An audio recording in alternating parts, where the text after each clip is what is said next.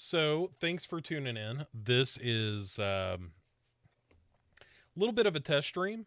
Partially, there were some issues with the last Duncan and Bo slash fiction, and I wanted to do a test stream and make sure that we were not going to have consistent problems with the video streaming. All this seems to be going well. Let me know if you have any problems. Um, I didn't do anything with the green screen tonight, which feels a little lazy on my part. But also, what are you gonna do? Um, I was running out of time just before I was recording this. I was doing an episode of the Ouija experiment, which you can find on our Patreon, patreon.com/Legion podcasts, if you want to throw us a couple of bucks. And had to hurry from that to this, and also make sure, doing the usual shit, like posting around, making sure that everyone knew what was up. So, in the interest of that, let's do a little bit of this and a little bit of this. And we are good to go. So, here's what's up. I want to take some questions, some cues, and I'm very excited to be talking to you guys about some various stuff going around the network and just some dumb stuff. Um, and bada bing, bada boom. Let's post that, and then we're going to share another thing to the group, and done. No, not done. And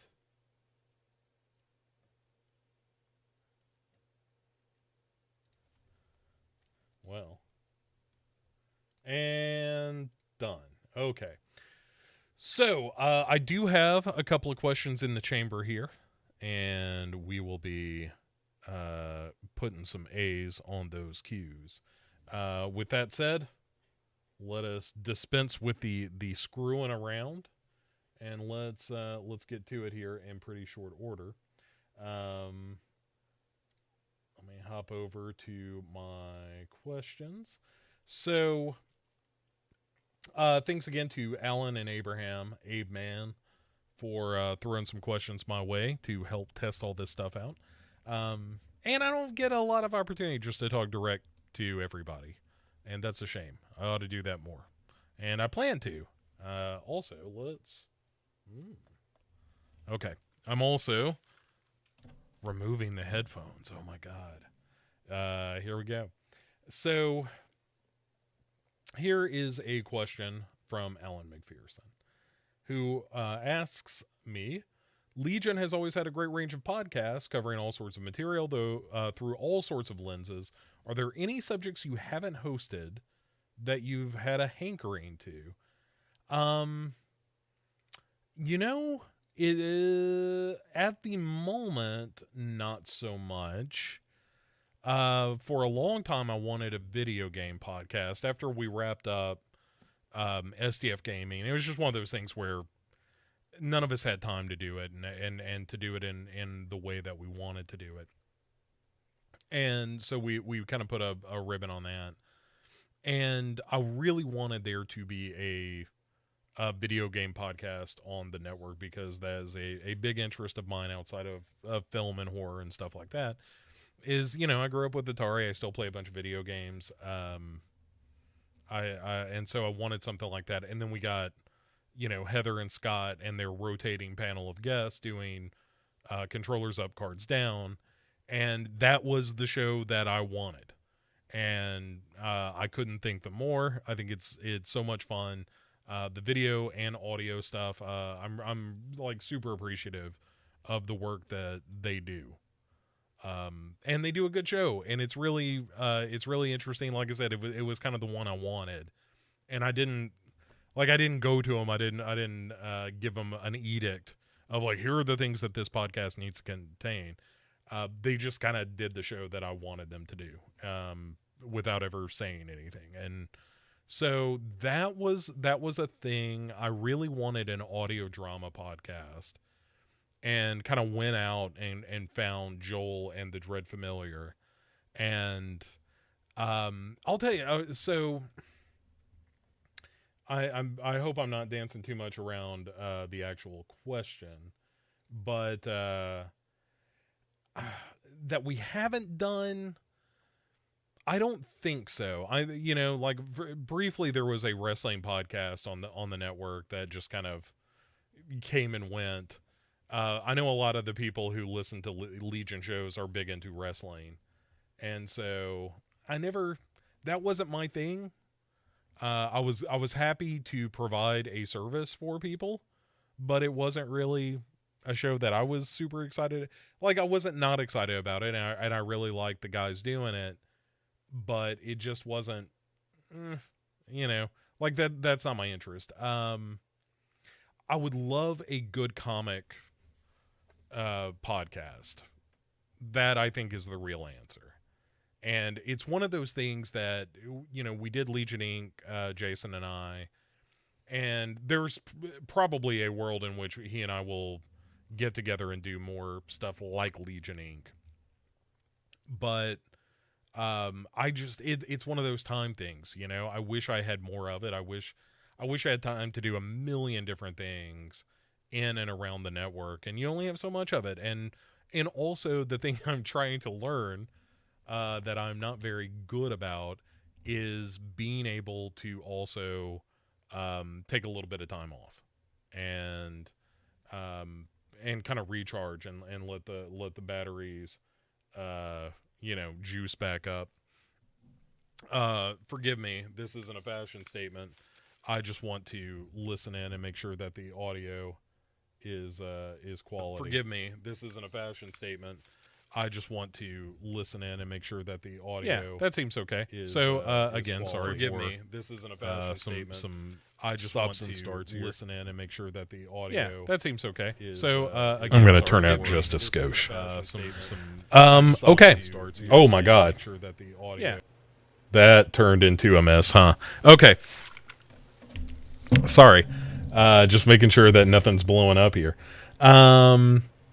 Okay, so yeah, the comic book thing is the thing I would definitely want the most. If I could have anything in the world, it would be world peace for all the children of the world to join hands and sing together.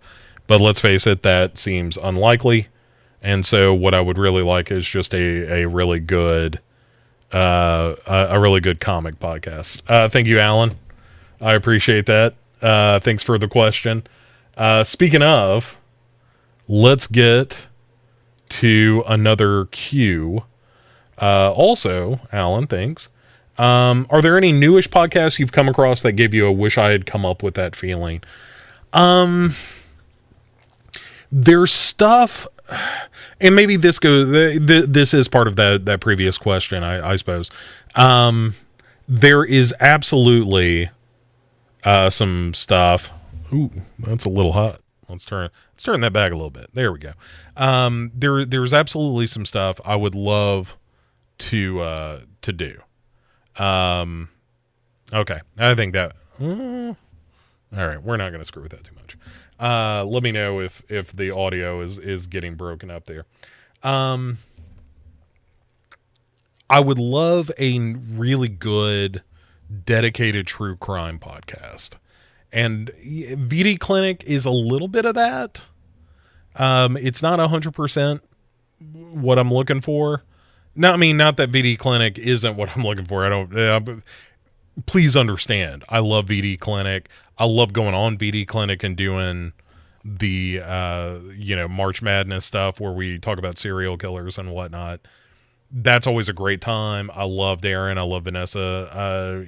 But I wish that there was sort of a true crime-ish podcast. I think that would be fun to have on the network, something that I would enjoy listening to my own self.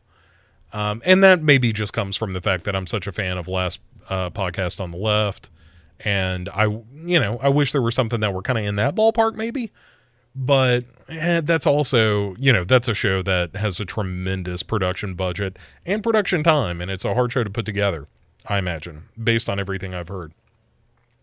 So I don't know that that's something I expect we will ever have, but if somebody came to me and said, hey, here's a true crime podcast that's got a hint of humor to it, and delved into some of the weirder stuff in the world of true crime, I would really enjoy that. The other stuff I've been listening to, I'll just, run through a couple of things that I've been listening to. I really enjoyed This Podcast Will Kill You, which is a on the same podcast network as My Favorite Murder, speaking of true crime. And the thing I like about This Podcast Will Kill You is it is two graduate students, or perhaps they've gotten their degrees now, two women who are into epidemiology and talk about disease and things like that in a really interesting and in-depth way. I think that's a ton of fun. I don't think it's something that would ever fit on Legion podcasts. And also it's so highly specific. I don't know that you would ever find any people to do a show like that. But the other stuff I'm listening to is largely political. I every now and again, I entertain the idea of doing beyond the psychosemantic, of having another, like a companion political podcast. But again, it's one of those things that I don't have nearly the time for. I wish I did. That would be awesome. I wish I could. Alan, you're pitching your mouthwash review show. What would you call it? Out of Scope? Lister Dream? Those are free. You can have both of those for free. And if you end up selecting something, I would like I would like first listen rights to the mouthwash review show. Okay. That's a good one. What other questions? Let's Riding the Crest, also very good. Also very good. I think if you're going to go Riding the Crest, if I may, let me give you just a little bit of like professional, like a little bit of a critique, a little bit of a tweak to the idea. Is I would not limit it to mouthwash. I would do mouthwash, toothpaste, dental floss, water picks. I would do basically dental related items, anything that you could find in the tooth aisle of your CVS. I think you ought to do that. I think that sounds fantastic. Okay. Great. These are the kinds of questions that we need around here. Okay. I'm trying to think if I'm listening to anything else. The other big thing I'm listening to recently is the Nextlander podcast stuff. The guys that were previously Giant Bomb and have done their own thing now. That's a great video game podcast because it's geared for old men like me. Okay, so Rayman saying, to piggyback on Alan's question, how do you tell someone that their podcast isn't up to standard for your network? Do you have any particular moral ground you consider when looking for new shows for Legion? Yeah, I've got a couple of rules of thumb that I'll give you. Is because there was a time when we were kind of building up the network that it was like, hey, if you're willing to do a show and not get paid for it and not have somebody breathing down your neck, then please sign up. And then that really over the past year in particular, that has changed for me, because what I start looking at is looking down the road a little bit at the world and the time in which I kind of step away from Legion. And it's not going to be anytime soon or anything like that, unless, knock on wood, I hope there's no Bob Odenkirk heart attack in my near future, which sounds like he's going to be fine. Otherwise, I would not make that joke. And please let him be fine. That man is a comedic genius and a national treasure. But there was a time when I was thinking about, when I step away from everything, what state is it in? And would I be proud of the work that I'd done, as opposed to just let it be sort of what it always was for a long time, which was kind of a loose collective. And so I began kind of curating. There's a little bit of Stan Lee in this as well, where Stan Lee would say, when it came to a comic book, every kid reads their first comic book at some point. And so what I wanted was that no matter which, if you were subscribing to the Legion feed, no matter which show you happened to listen to first, it was something that had a chance of catching your attention. Now, obviously, every show we do is different. One of the reasons I'm so thrilled with the lineup that we've got right now is that every show is very different. But every show is different, and so it's not going to appeal to everybody. Not every show is going to appeal to everyone, and I'm realistic about that and cool with that. But I also wanted to make sure that if you listen to a show, that it reflected my sensibility to some degree. My attitude is and remains, if I am the dude, what is at the time footing the bill, although Patreon does a lot of that now. But kind of running everything, doing all the technical support, making sure that everything's kind of working like it ought to be.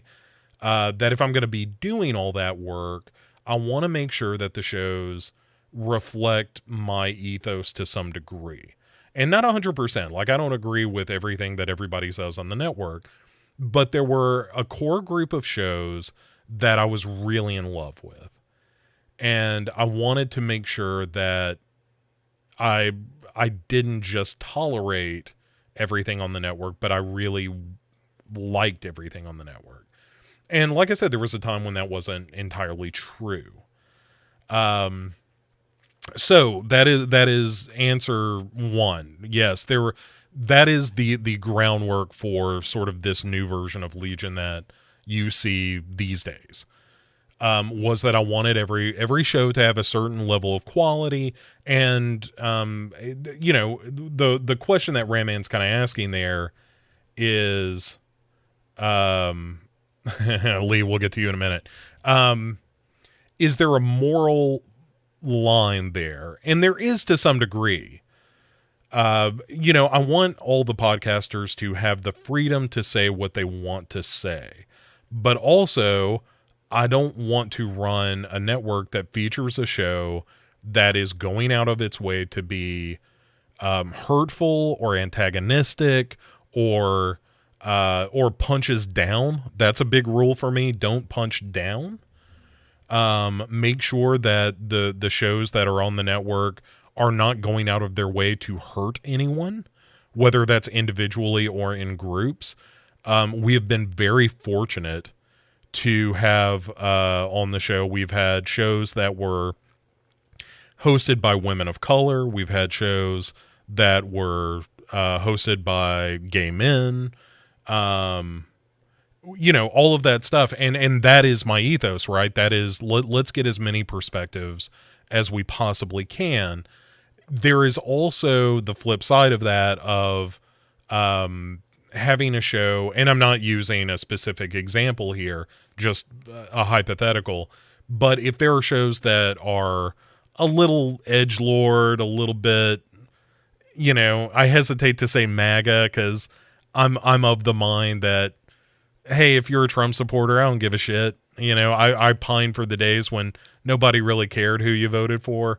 And I don't mind a conservative show on the network. I don't think we have one, but I wouldn't mind that and there are plenty of people in my life and that I know who are conservatives in their ethics and fiscal views and so forth, that I think are wonderful people, and I would absolutely showcase those folks. So, yes, there is a moral line, and that moral line happens when I hear a show,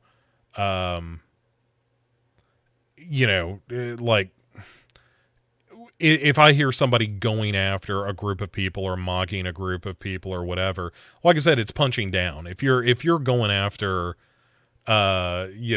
corporate greed and that kind of thing, I don't give a shit. But if you are going after, people in minority groups and that kind of thing, you're just being, that's not what I want to reflect. There's too much of that in the world already, and I'm not going to be party to it. So, that's kind of the moral groundwork for it, is that I want to make sure that it's inclusive as it can be. The only people I think that would listen to shows on Legion and then think that we have a sort of axe to grind with the world at large. I think those are the kinds of people that I wouldn't really want listening to our shows. You try to be as inclusive as possible, but also there are some people who are just there to cause trouble and chaos, and that ain't my speed. Lee saying the exception to all of this, of course, being let's call it Torchies, which is for all people of creeds and colors and species. Yes, that is true. Like, I don't mind somebody occasionally saying something that might be seen as controversial, or like, as long as the target isn't punching down. I hate to keep repeating myself, but that's totally what it is. It is, are you picking on somebody that's in power? Well, I got time for that. Are you picking on somebody that spends their whole life being picked on? I got no time for that. That does not interest me at all. Okay. Let's see. So yeah, so that's my moral ground.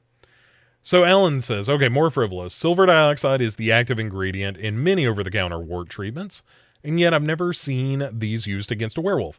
Do you have any, it was right in front of you the whole time, monster fighting tactics that have yet to be put to film? I don't know about classical monsters in terms of like vampires, werewolves, zombies, although I one thing I don't think I've ever seen in a movie yet, perhaps, one sec, is the World War Z thing, not the movie, but the book, of heading north so that the zombies just freeze. And in fact, Dead Snow flies right in the face of that, where the zombies come out of the frozen ground to be all limber and whatnot. I don't buy that. Them's not my zombies. But yeah, I think the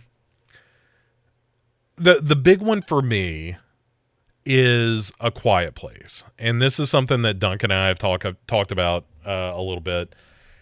Slight spoilers for the movie A Quiet Place, the original A Quiet Place, if you have not seen that. But there is a point in the movie where John Krasinski takes his kid to a waterfall and says, yeah, them aliens can't hear us when we're close to this waterfall, so I brought you out here so we can have a little bit of a chit chat. And I think that is supreme bullshit, on account of the fact that ought to be where everyone lived. Or you just have somebody standing guard, and all they do all day long is, throw bottles down a chimney or something, and so that the aliens are chasing after that and not after your community. A Quiet Place is one of them movies that I enjoy.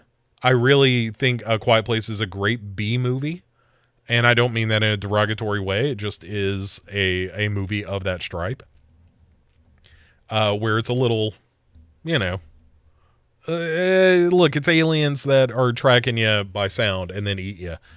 So that's a little B-movie schlocky, and I got no problems with that. But that waterfall thing really stuck in my craw when I saw it, and it really spoiled my enjoyment of the movie in a lot of ways, because the entire time I was like, look, all you got to do is live near the waterfall. That's it. You're done. And I'm not saying the aliens will never come, but it's going to be a while, and they're not going to be able to hear you running around and stuff. You're at least on even footing. Alan saying A Quiet Place has no idea how forests work. Yeah, loud as shit. I got a bunch of woods behind my house. Those bugs and birds never shut up. Also, how about bugs just eating zombies? Right. Yeah, what direction do you hammer nails on steps? A lot of problems in A Quiet Place, as we're uncovering, and I appreciate the fact that all of you are here to uncover it. Also, Alan saying I'll give anything on Legion a shot. That's kind of the idea, is that, hey, even if you don't like everything on the network, you know, we're aiming for a certain kind of vibe. And the collection of people, here's another thing that I didn't say as we were answering that former question, but I'll circle back around to it. I really enjoy working with the people who are hosts of Legion shows. Oh, hey, yeah, Mrs. Al. Thank you, Naomi. Nice to see you. Thanks for joining me. Thanks for helping stress test all this, and also feel free to drop any questions in the YouTube chat, and I'll answer anything and everything to the best of my ability. No question is off limits. If you want to hear about my prostate, we'll talk about that. Seems to be in decent working order.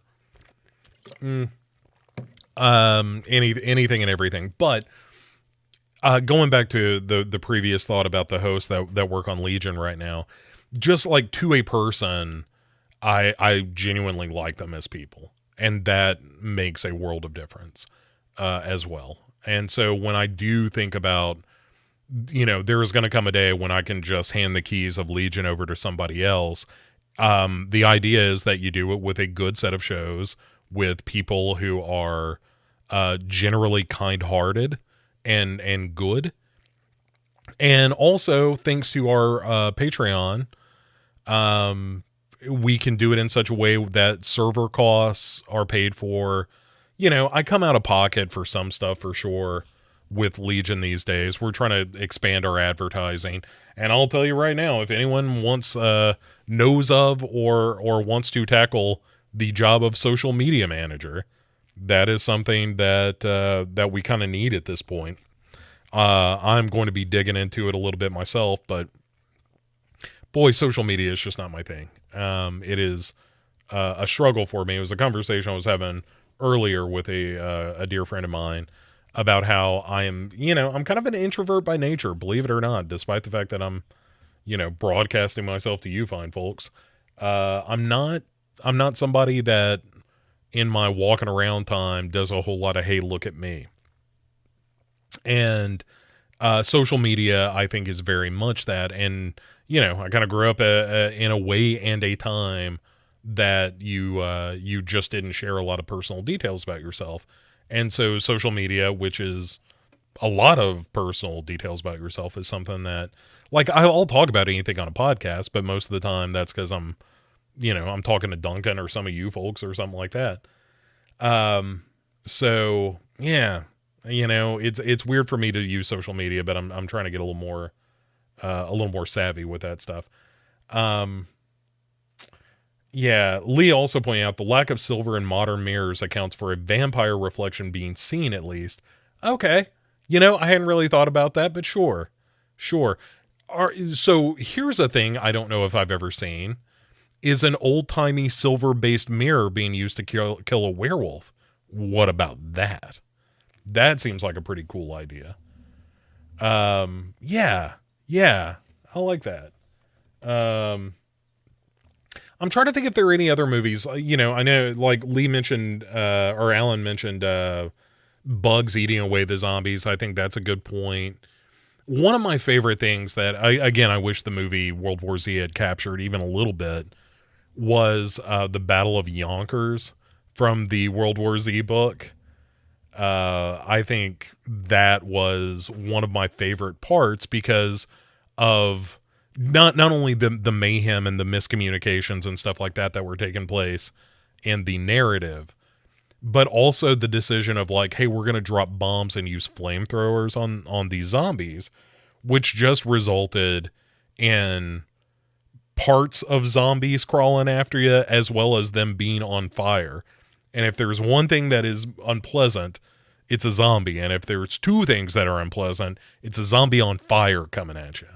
So I always thought that was a great visual. Again, so many missed opportunities in that World War Z movie. Also,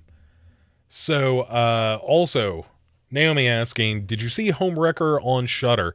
I haven't yet. I'm way behind in my new watches. I was doing the summer series, which I just wrapped up with Duncan over on Podcast Under the Stairs. So a lot of my viewing had been all that stuff. I made it. Oh God, all right, here's some old man shit for everybody. I made it about halfway through Blood Red Sky before I just fell asleep. That is no reflection on the movie. That is a reflection on the fact that I was very tired. And when it comes to the end of a day these days, I just pass the hell out. And I had the poor decision making to watch that movie from the recliner, which was just a recipe for disaster. I'm planning on finishing that up tonight. As a matter of fact, I will check out Homewrecker. Let's do this little quid pro quo, Clarice. Have you seen Caveat on Shudder yet? If not, you kind of should. I don't think that is a perfect movie, but boy, it's got some spooky stuff in it. I really like Caveat. There's some new stuff coming. Jacob's Wife is coming to Shudder pretty soon, and I'm excited to see that. I've missed that so far. And my understanding is that is a very good Barbara Crampton performance, along with Larry Fessenden, and I like both of them folks real good. The only thing, this is non-horror, but I did finally watch that Woodstock 99 documentary. Was probably the most recent thing I've seen. That and the Roadrunner Anthony Bourdain doc. I caught both of those. And then I watched Mother of Monsters, which was kind of a found footage. We need to talk about Kevin. And that's maybe given a little more credit than it deserves. The best part of Mother of Monsters, aka Mom, was that Ed Asner was in it. And it reminded me of an old joke that my Pick Six co-host Chad, when we were in high school. All right, everybody just strap in. Here's a quick story for Pick Six fans out there. If you want a little behind the scenes on one Chad Sanborn Cooper.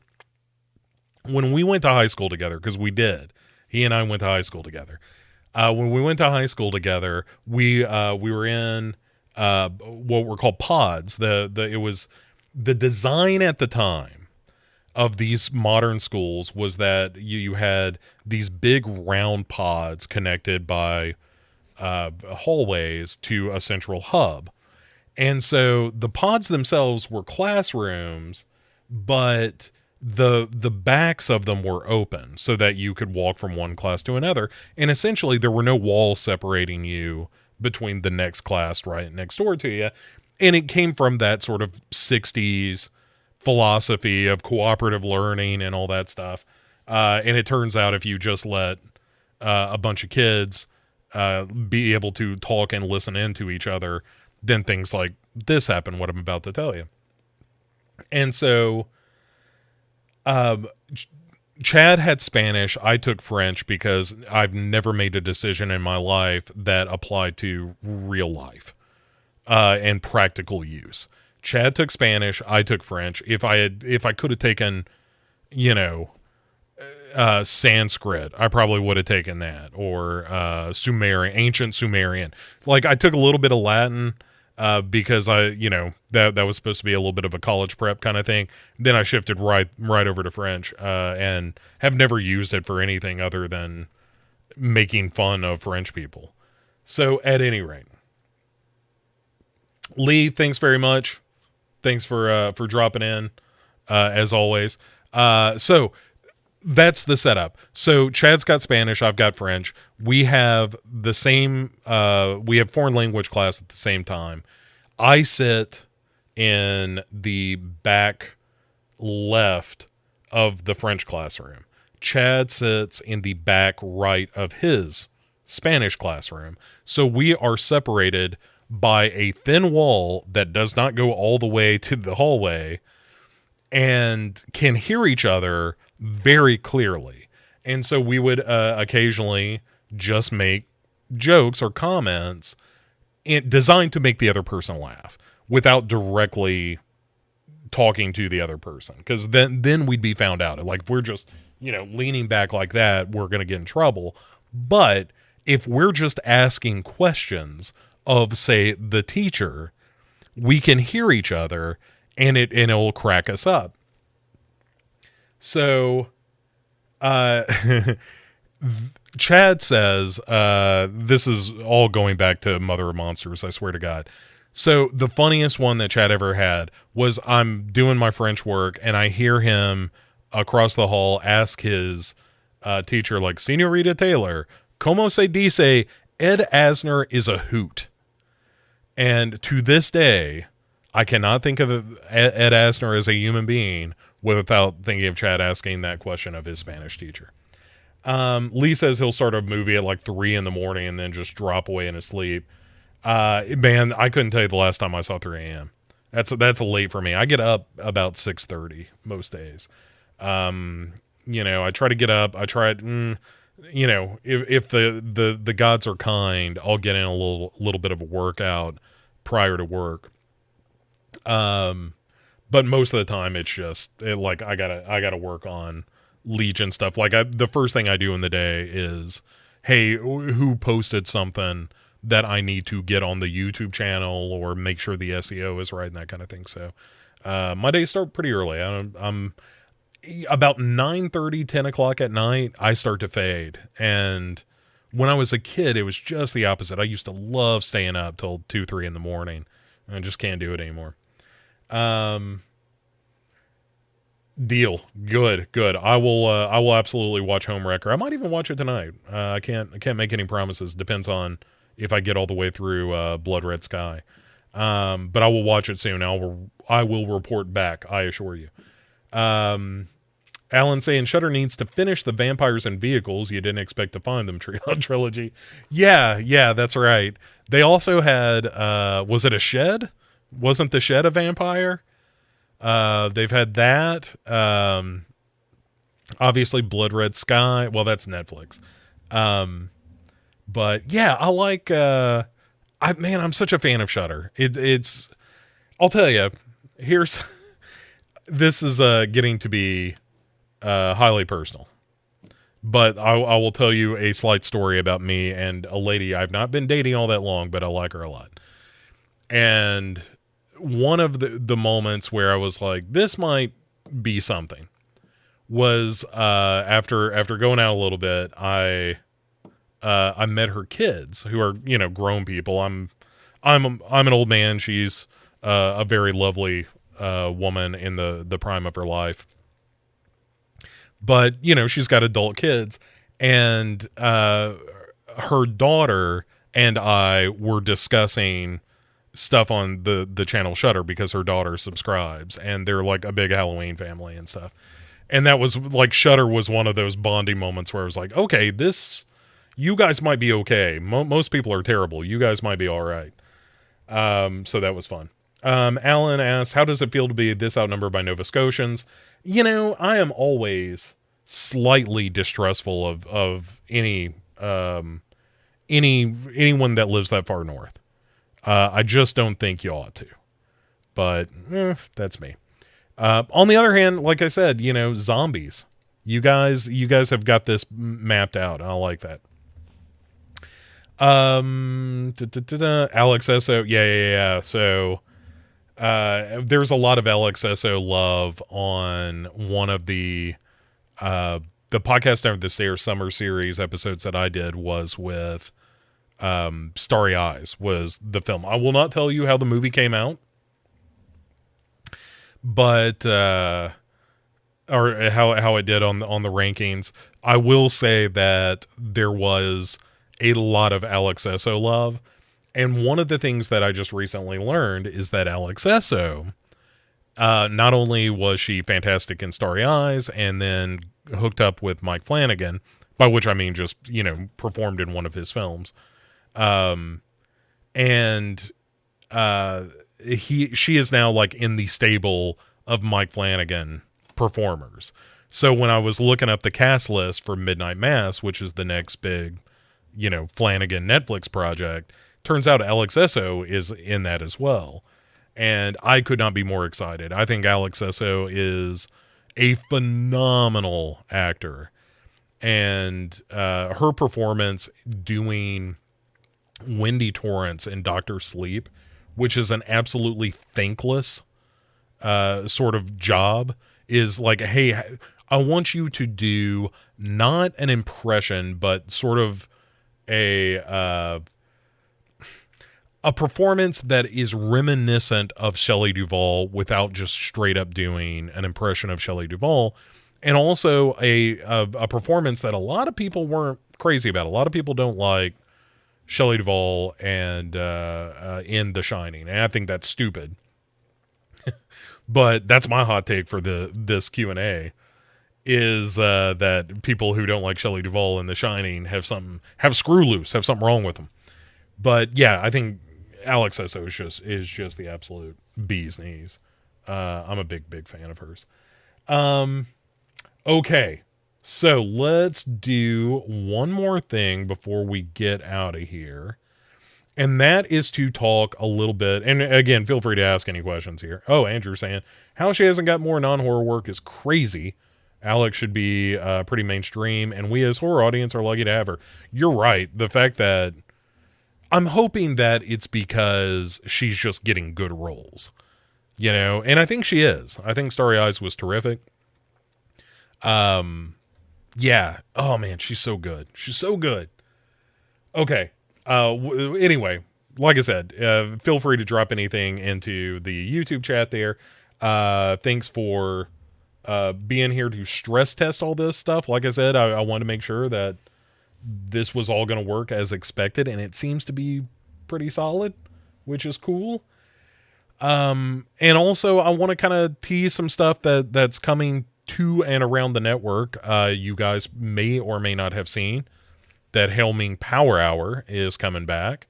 There has been much work behind the scenes to make sure when that launches, it is going to do so in a highly effective way. So that's very exciting. There's all kinds of new Patreon stuff coming. There's a couple of new shows that are going to be Patreon exclusives. You're still going to get the Cinema Psyops pirate radio versions of their episodes that they can't release in the wild because of them insisting on using copyrighted material. Copyrighted material, right? Who am I looking at? Where's the cat? Right? Okay. Along with the Ouija experiment, like I said, I just recorded one of those today. And we're going to continue to do a lot of like weird stuff on the Patreon that is in a weird way that has become a sort of lab for doing other weird stuff and seeing how it goes. And there's going to be a new show with X from Kiss the Goat. He's going to be doing a new thing that's going to be a Patreon exclusive, and it's just it's super fun. And I feel like the buy-in for the Patreon is so low that the increasing number of shows that you're getting, and I have no plans in the the near or long term future to try to like pardon me. I've been talking for a while this evening. To raise that Patreon level or to paywall any of that stuff. We've got subscribers that pay more than others on the Patreon. And I like that. I like the fact that it's like, no, everybody gets the same. But if you personally feel like you're getting more value out of it, if you're getting 10, 15 hours a month even out of this stuff, and it's worth more than $1 or $2, then, raise your Patreon rate. And I'm not going to make you, but I really appreciate it. And like I said, we're at a level now where if I got struck by lightning tomorrow, then Legion Podcast could continue without me because it's not just coming out of my pocket.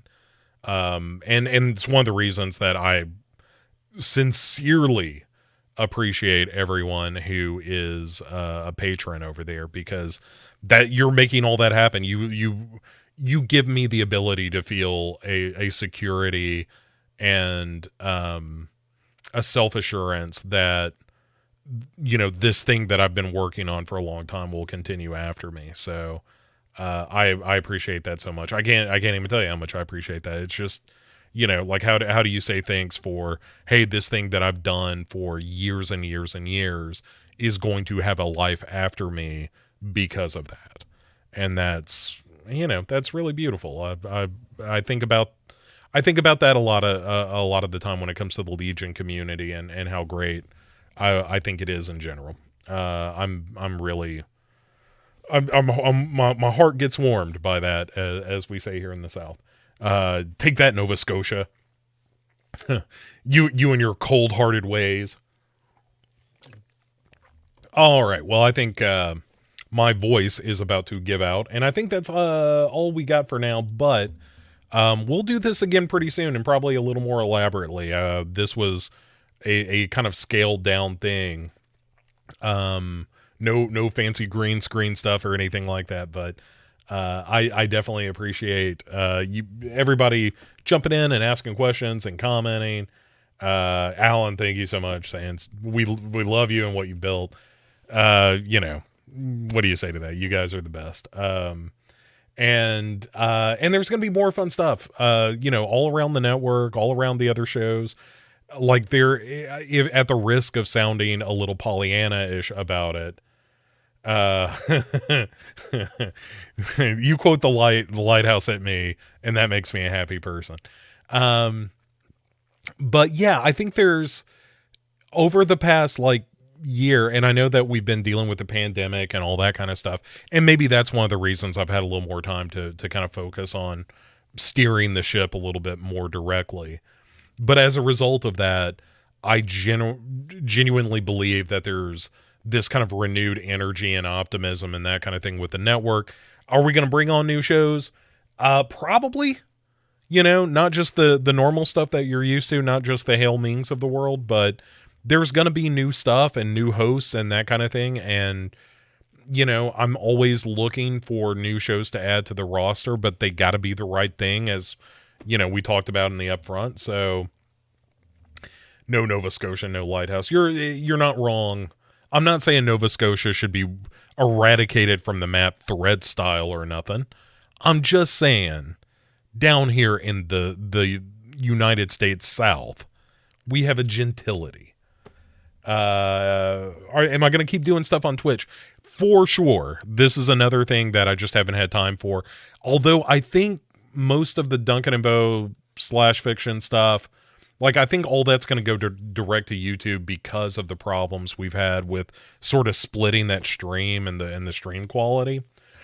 And that show is about 15 times more fun when there are people who are able to watch along and comment and stuff. So that is probably for Legion video stuff. There is probably going to be a much more focus on the YouTube channel for that. And quite frankly, it's just where all our subscribers are. The Twitch stuff is definitely still going to happen. There are some games that I've wanted to play that I have been kind of stacking up that I want to play on stream. And that'll happen, soonish. Again, it's all a matter of time, and I was so I want to get in a little more XCOM, and that'll happen on Twitch.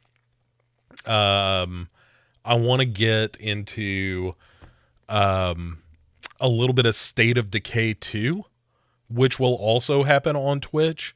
So, yes, there is definitely stuff that's going to continue to happen on Twitch. I think the way that I'm kind of segregating it in my mind right now is that the gaming stuff will happen on Twitch and then upload later to archive on YouTube, and the show stuff, the show streams, will all happen on YouTube. That's what I'm thinking, but if you have a better idea, let me know, because I'm full of a lot of bad ideas. I was just telling somebody earlier. They said that somebody chipped a tooth in the family, and I was like, I think I can fix that. Do I have any sort of background in dentistry? Absolutely not. Do I believe that I can fix someone's tooth? Maybe. I'm willing to try if they're willing to let me. Look, that's just a good positive attitude. As we wrap things up, as you're walking away from this stream tonight, that's the thing you ought to be thinking about, is when someone says, I don't think you can operate on my pancreas, you say, but do I know that for sure? Maybe let's give it a shot. Maybe let me get in there and root around a little bit. Is it a bad idea? Maybe, but let's find out together. So there you have it. All right, let's officially wrap this up. We're pushing an hour here, and this is just getting stupider. Thank you again. Like I said, you guys are the absolute best. We'll be doing more of this. Well, that's right. You fail 100% of the operations that you don't perform in your basement. Take your shot, says Alan. So anyway, we'll be back to do more of this. We'll be doing a bunch more stuff in and around the network. I might just have a running Q&A post where people, just as questions pop up, we can throw them on there or something. We'll figure it out. You guys have a great rest of the night. Thank you so much.